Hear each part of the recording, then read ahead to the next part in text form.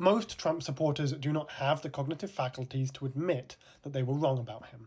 But this is not some gotcha moment against them. This is a recognition of the nature of human consciousness. A recognition that we all need about ourselves and about others if we are to prevent things like Trump from happening again. Because you would think that when the president of a democratic country shares an AI-generated video of him wearing a crown and flying a fighter jet in order to shit on protesters, American citizens, you would think people would get the idea. But they don't. People continue to defend him. This is because the human mind contains safeguards, automatic safeguards to protect the ego. In the same way you automatically withdraw your hand after touching a hot pan, your brain takes action to prevent catastrophic ego collapse.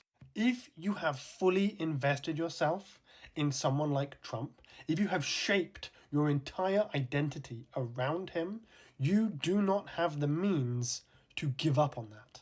No matter how untenable your position becomes, you will maintain your course. Unless there is a way out that maintains some semblance of dignity.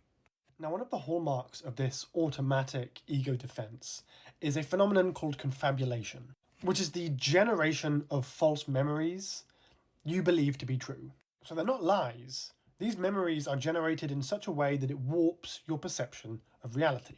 Confabulation is very common in patients with brain damage. For example, stroke victims who are able to look at themselves in a mirror, but unable to recognize the fact that half of their face is paralyzed.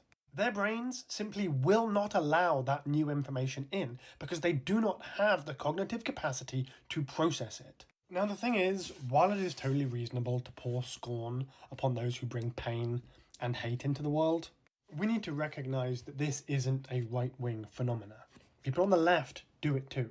When you invest too much of your ego in an external structure like an ideology or a political individual, you lose your ability to pivot.